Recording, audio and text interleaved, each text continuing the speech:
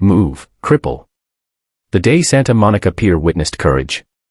The sun hung low over Santa Monica Pier, casting a golden glow that danced across the wooden planks and the gentle waves lapping beneath. Tourists strolled along the pier, snapping photos, enjoying the salty breeze, and feeding seagulls that swooped down boldly. Among the crowd, a girl in her late teens navigated the walkway with her wheelchair, her eyes hidden behind reflective sunglasses, the world moving around her in a blur. Her name was Lily, a spirited young woman whose courage had been tested more times than most could imagine. Despite a congenital condition that left her with limited mobility, she refused to let the world define her limits. Lily's friends had accompanied her that afternoon, laughing and joking, trying to lift her spirits after a long week. She loved coming to the pier. It was vibrant, alive, and full of possibilities, a stark contrast to the silence of her daily routines. But as they approached a section near the arcade, the atmosphere shifted abruptly. 3 boys, probably in their late teens or early 20s, stood blocking the path. Their laughter was sharp and cruel, eyes darting around to ensure they had an audience. One of them, tall with a baseball cap pulled low, sneered at Lily as she approached.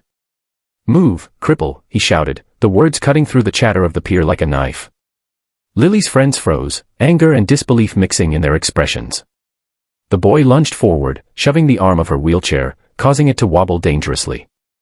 Another boy kicked the chair from the side, making Lily jolt forward in shock. She gripped the wheels tightly, trying to stabilize herself, her heart racing. People nearby murmured in dismay.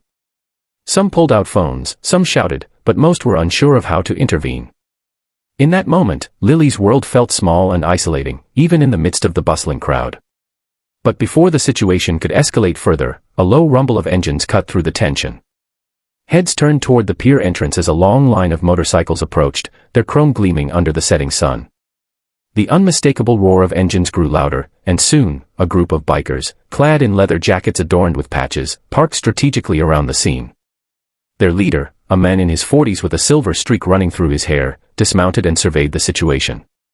He had a reputation in town as someone who protected those who couldn't defend themselves, and his presence alone carried authority.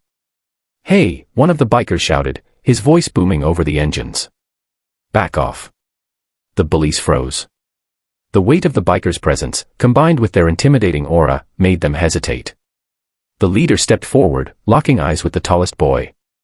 "You think it's funny to push a girl around? That's your mistake." Lily's friends gaped, relief washing over them, but they were careful to stay close. The bikers circled, creating a human barrier between the girl and the aggressors. The bullies looked around, realizing the odds had dramatically shifted. "You're going to regret this," the boy muttered, attempting bravado, but the tension was palpable. One of the younger bikers, a woman with tattoos snaking up her arms, knelt beside Lily. "You okay?" she asked softly. Lily nodded, still shaken but emboldened by their presence. "You've got more courage than these idiots ever will," the biker said, giving a reassuring smile. The bullies, seeing no support from the crowd and now facing a united front of hardened bikers, backed down. Muttering threats under their breath, they scuttled away toward the other end of the pier.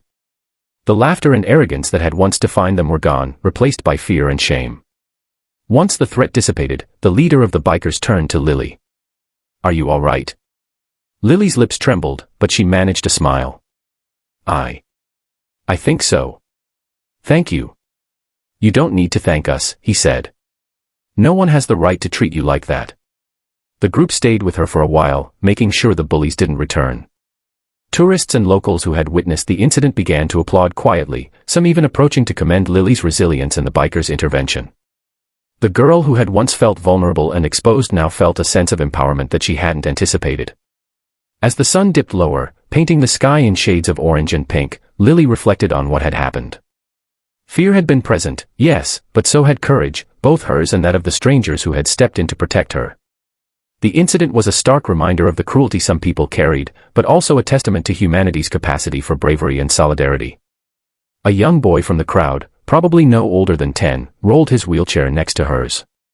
"You're really brave," he said simply, his admiration genuine.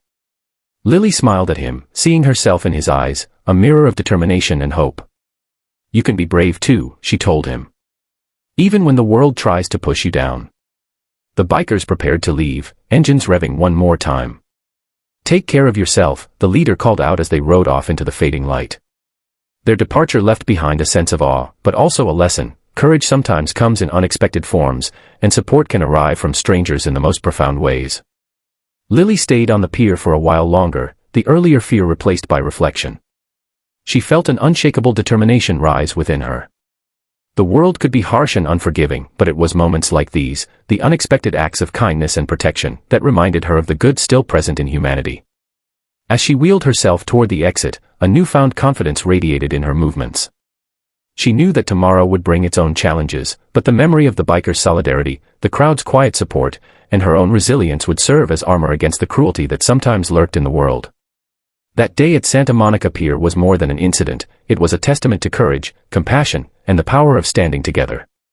And for Lily, it became a story she would tell for years to come, not as a tale of fear, but as a story of triumph and humanity at its finest.